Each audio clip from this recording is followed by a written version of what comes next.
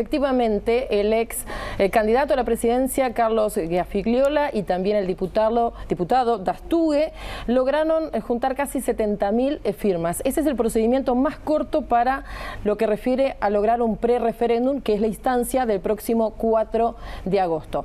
En lo que refiere a si es obligatorio o no, hay una sola papeleta, no lo es. Lo que refiere además a los costos nos lo explica el ministro de la Corte, José Garchitorena. La ley prevé dos posibilidades: o juntar el 25% de los habilitados dentro del año de promulgación de la ley para promover directamente el referéndum, o ir por el camino corto, que es juntar el 2% del padrón, unas 60.000 firmas más o menos, y promover entonces un pre-referéndum para que ahí sí se convoque a la ciudadanía, a los que quieran adherir al referéndum, y si se alcanza el 25%, entonces luego tendremos el referéndum contra la ley. Estamos hablando más o menos de unos 670.000 adhesiones.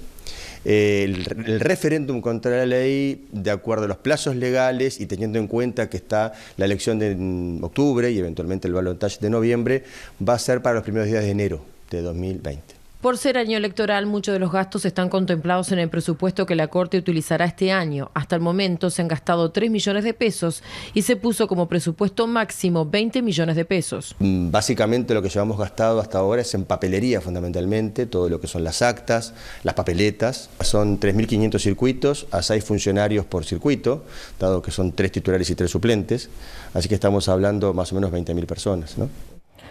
De lograrse, Nicolás, este 25% de los votos del padrón electoral, iríamos a una instancia de referéndum. Pero ¿qué pasa? Como este es un año electoral, la Corte debió pedir al Parlamento que le votara una ley especial para llevar a la elección, en caso de que sea afirmativa, la elección de referéndum, el próximo mes de enero, en los primeros días. ¿Por qué? Porque justamente está en el mes de octubre la elección nacional y también la posibilidad de un balotaje. Entonces era imposible poder cumplir en este año con esa instancia. Por lo tanto, el Parlamento aprobó rápidamente esta instancia, teniendo en cuenta que se habían juntado las firmas, para poder entonces, en caso de que haya referéndum, llevarlo al mes de enero. ¿Y cuál ha sido la respuesta del sistema político ante este pre-referéndum? Bueno, Giafigliola nos decía que iba a estar hablando en estos días con la presidenta del directorio del Partido Nacional y justamente candidata a la vicepresidenta Beatriz Argimón, porque señalaba de que el Partido Nacional debería estar acompañándolo, porque señala que en sus recorridas por el interior del país ha encontrado unos cuantos dirigentes importantes, varios departamentos, que sí le han dicho de votar. Entonces él le reclama al directorio de que haya una postura oficial, institucional, en relación a esta iniciativa. Pero si te parece, vamos a repasar qué sucede con otras figuras políticas y sobre todo los candidatos a la presidencia en este tema. El caso de Daniel Martínez y el de Pablo Mieres es el más claro. El Frente Amplio y el Partido Independiente votaron en bloque a favor de la ley cuando el asunto fue discutido en el Parlamento, aunque Mieres manifestó discrepancias con algunos artículos.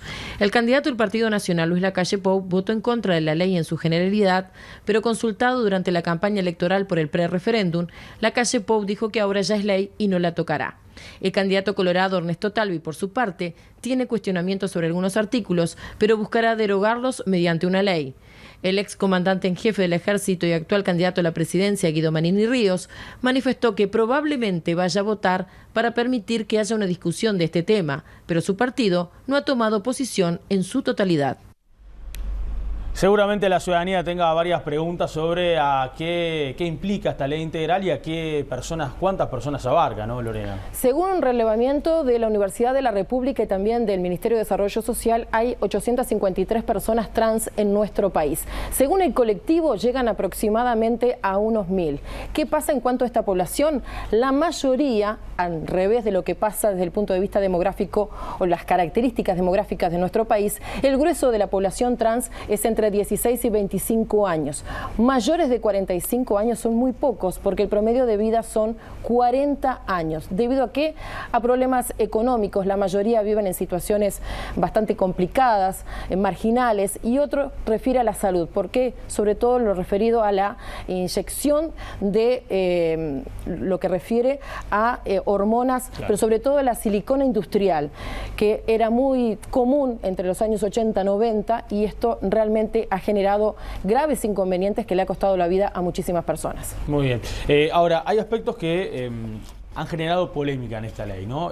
Por ejemplo, los tratamientos precisamente de hormonización y también las intervenciones quirúrgicas. Exactamente, son los aspectos que fueron los más discutidos y en los cuales muchos partidos políticos no apoyaron la discusión en el Parlamento. Si te parece, vamos a escuchar lo que decía Giafigliola, uno de los precursores de esta iniciativa, que señalaba de que era inconstitucional y que además atentaba porque los niños podían hormonizarse.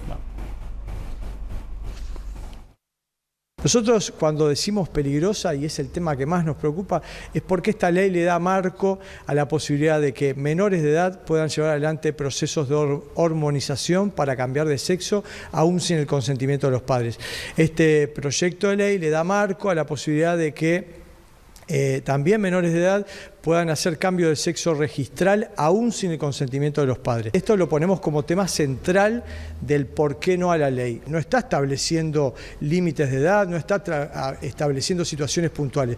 Es abarcativa de todos, dice en el artículo 4C, independientemente de su edad. Giafigliola también se opone a que el Estado financie las operaciones de cambio de sexo. Entonces es una gran paradoja, ¿no? Un Estado uruguayo que no logra garantizar cuestiones básicas de salud, medicamentos de alto costo, tratamientos donde muchas veces la gente termina recurriendo a colectas populares y ahora sí les va a garantizar estas operaciones de alto costo.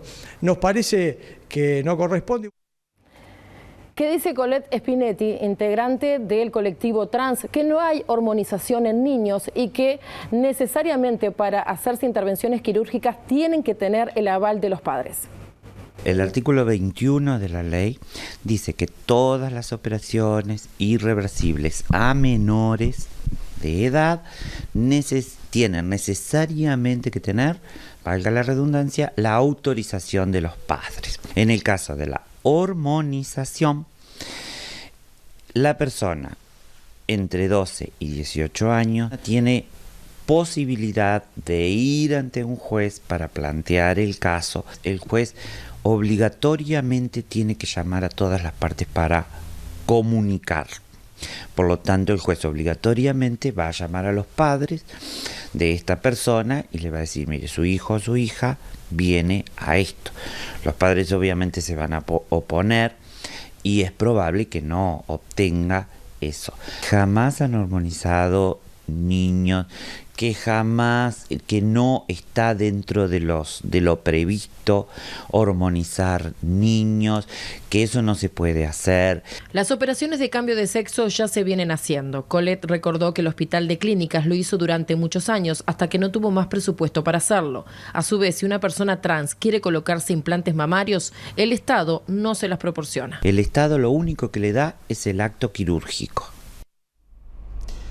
Bien, dos posturas claramente antagónicas, la que señalaba primero Giafigliola, la que recién también remarcaba Spinetti. ¿Qué dice la ley sobre esto, Exactamente, Lorena? Establece lo que tiene que ver a las operaciones quirúrgicas que tienen que tener en caso de menores el aval de los padres. Pero hay que tener en cuenta que estas personas, los procesos además de hormonización, llevan para el cambio de sexo, o sea, para la intervención quirúrgica, al menos 2 años. Es muy difícil que se logre en menores de edad porque la maduración de los órganos y además que tienen que tener el aval no solamente de los padres, sino que en caso de que el menor quiera ir a la justicia y el proceso, como decía Colette, es muy largo, señala claramente que está amparado los derechos de salud sexual y sobre todo los cambios de sexo, las operaciones y la hormonización con el Código de la Niñez y el Adolescente. Lo escuchamos.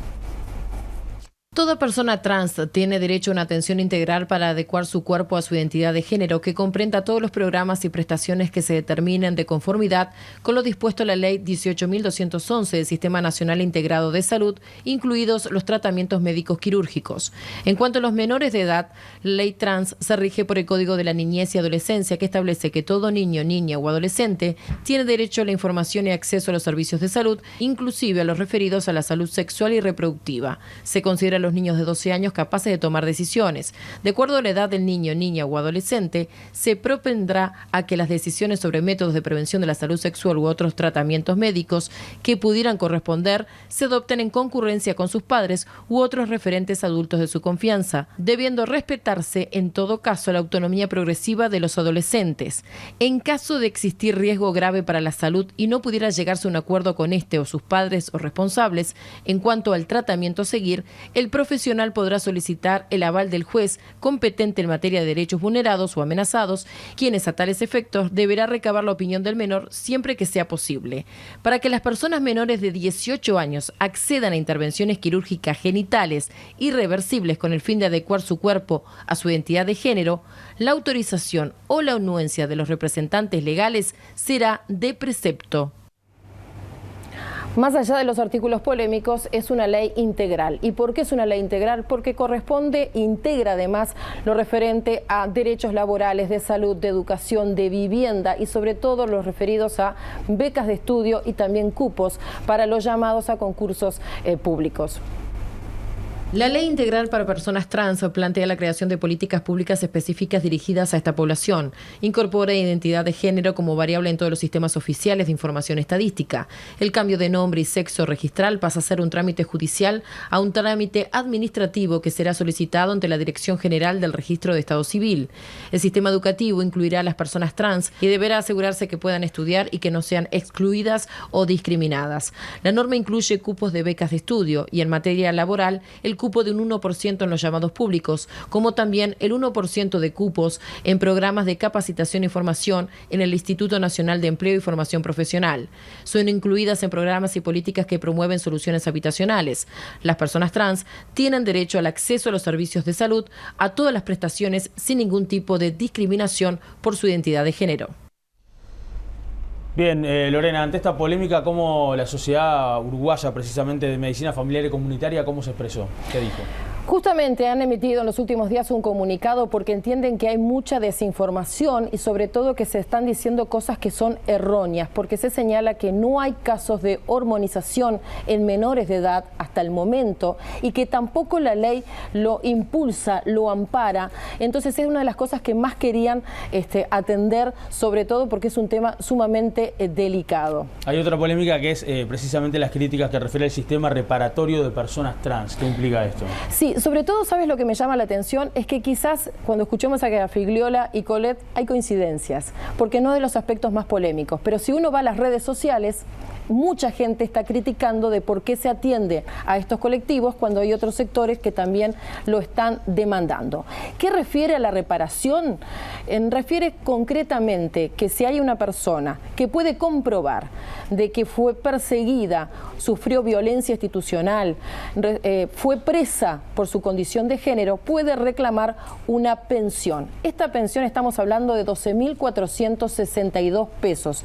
Son intransferibles, es hasta la persona que viva, pero lo que más llama, o por lo menos lo más destacado, es que señalábamos un colectivo que no supera los 45 años. Estamos hablando de la dictadura, que han pasado más de 30 años. ¿Cuántas pensiones se pueden otorgar? Bueno, hasta el momento fueron aprobadas 15 que se pudieron corroborar. ¿Cuánto es el máximo? Entre 20 y 25. Si te parece, ahora escuchamos lo que refiere a las posturas en quienes apoyan la ley y quienes están en contra sobre este aspecto.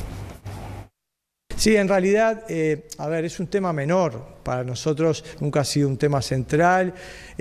A veces decimos que, bueno, que hubieron leyes cuando recuperamos la democracia que tuvo que ver con gente que había sufrido durante la dictadura. Pero bueno, repito, no es un tema central para nosotros, no es un tema que nos preocupe. Desde el colectivo trans se señala que la población que supera los 45 años son los menos, que tienen problemas de salud debido principalmente a la implantación de silicona industrial. La mayoría viven en situación precaria. Yo supongo que esto de la prestación va a llegar a unas 20, van a poder acceder unas 20, máximo 25 personas.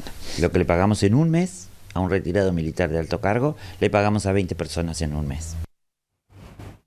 La Institución Nacional de Derechos tiene también su pronunciamiento y tuvo su pronunciamiento en los últimos días. Dice que de estar en contra de esta ley, de derogarse, Uruguay estaría violando acuerdos también internacionales y sobre todo la defensa de muchos derechos que han sido adquiridos por estos colectivos como otros. Se señala, Uruguay es promotor de derechos humanos, entonces no puede, atentaría la derogación de esta ley sobre ese precepto. También la Iglesia Católica se pronunció. Y esto también llama la atención en algunos aspectos. Señala concretamente que no está de acuerdo con varios artículos de esta ley, coincide con varios partidos políticos, porque están basadas en ideología de género, lo cual de alguna manera afecta a lo que refiere a la concepción religiosa católica. Pero entienden además que esto ha sido uno de los grupos más discriminados y que no puede hacer otra cosa la Iglesia que estar al lado de las personas que sufren. Y señala que cada católico deberá decidir si es oportuno o no acceder o concurrir el próximo 4 de agosto. El próximo lunes, cadena de radio y televisión otorgada por el Poder Ejecutivo para quienes impulsan la derogación de esta ley y el 30 para quienes apoyan la ley integral trans. Muy bien, todo dentro de la última semana, lo previo al pre-referéndum que recordemos es el próximo domingo, con el horario normal de votación y solamente con una papeleta, ¿no? Una papeleta, exactamente. Eso es lo más exactamente. destacado también para tener en cuenta para la ciudadanía. Muy completo, como siempre, Lorena. Gracias.